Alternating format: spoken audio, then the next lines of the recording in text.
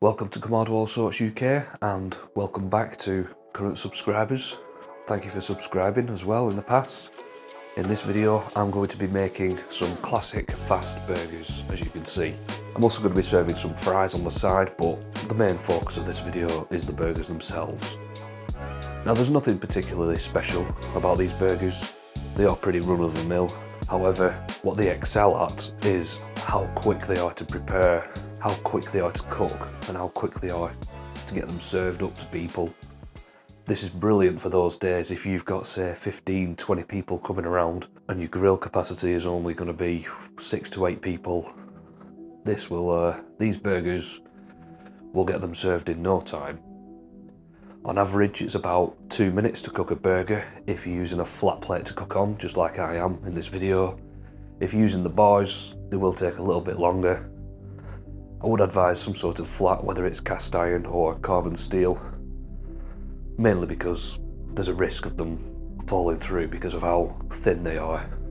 So in today's cook, I am going to be using the Monolith Fireplate, which is the least efficient way of using a Kamado. It uses a lot of energy to get this hot.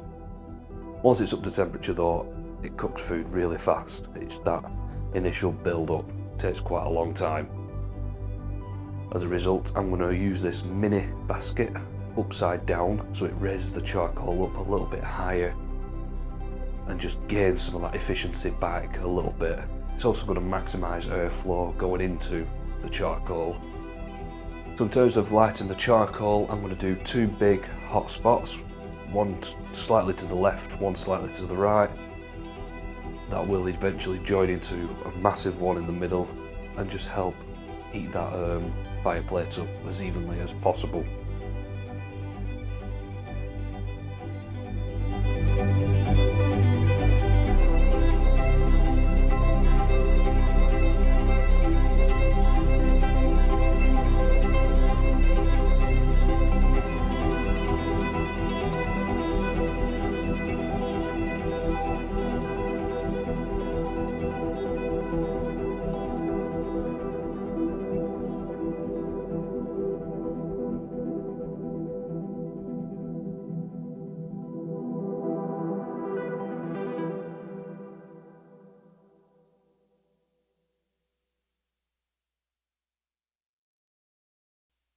So while the Kamado's coming up in temperature and getting nice and hot, I can start making these burgers.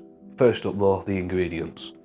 Some beef mince first, some salt, which I will put on the burgers as they are cooking, some tomato ketchup, American mustard, and some finely diced onions.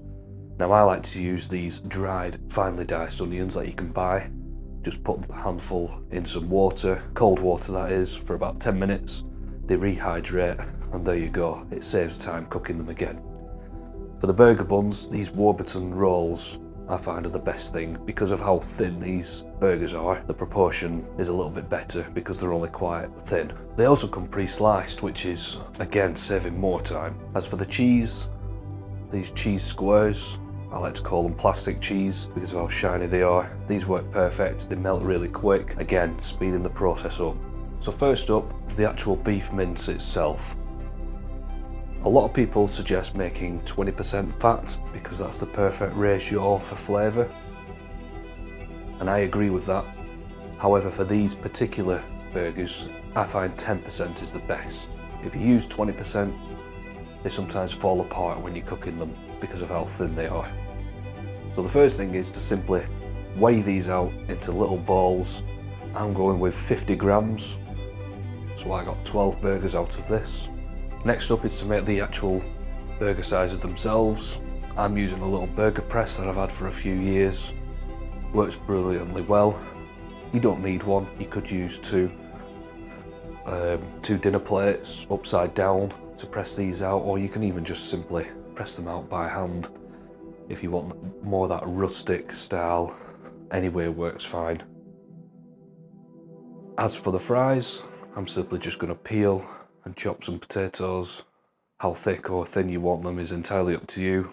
And then I'm just going to wash them in some cold water and then leave them to soak until they are ready to go in. This will remove some of that starch. For seasoning, I will just salt them once they're cooked at the end. A little bit of seasoning on top and that's it. So now the fireplate is almost at temperature. I'm going to put the wok on, put some oil in and start bringing that up to temperature as well. I want to do the fries first because they do take longer than the burgers. Even though I am deep frying these chips on the barbecue, I don't recommend trying this because it can be extremely dangerous. If that oil goes in the coal, it's going to go up like a massive fireball. I have it set up with the fireplate so there's no gaps for it to drip into. I always use the wok as well, and as you can see, I only fill it up a little bit, so there's very high sides on the wok. It's basically going back to the days of chip pan fires really. A little bit of oil tips out, ignites from the flame, and then the whole oil erupts. There's a big fireball in the house. You also have to be aware of smoke points on your oil and flash points. If it hits smoke point, it's getting too hot. Flash points is where it can just ignite, even though there's no naked flame on it. So you really have to monitor the temperature of the oil all the way through. Naturally, putting the cold chips in cools it down. As you can see here, it is a little bit low on the temperature for the oil, but they just took a little bit longer. They were still really good. Even though they're not the best I've done, they were better than your typical oven chips, which is normally what I do have. While those fries are sizzling away nicely in the oil, I'm going to start toasting these buns. Normally I would toast all of them, ready for everyone, so I don't mind if they go a little bit cold. However, with this fireplate I could just push them to the outer sides, so they stop toasting but they stay hot. Now whenever I do toast these the bombs, I never butter them first. What do? Do you butter them and then toast them, or do you just butter them and not have them toasted? Let me know in the comments. So working quickly, you can start frying these burgers off. Like I said, they take about 60 seconds a side, at least on this fireplate they do anyway. These are also great if you do them frozen as well, cooked from frozen. It's usually about 4 or 5 minutes each, and ideal for midweek cooks. You can even cook these in the frying pan as well, same idea.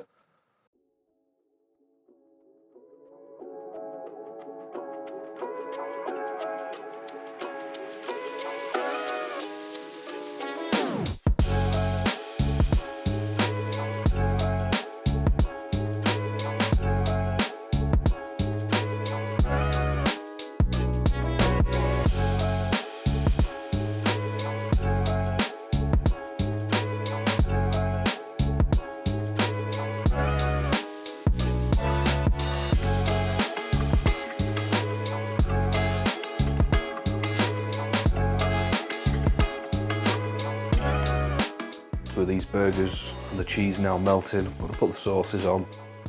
Bit of American mustard. I like to do 1/3 American mustard and then 2/3 tomato ketchup, or 2:1 ratio.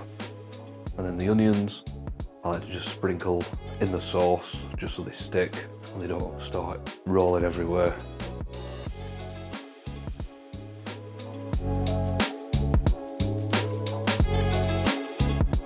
And that's the first set of burger and fries done. I'm going to be doing some more, which is for myself later on. But yeah, these are just single classic fast burgers.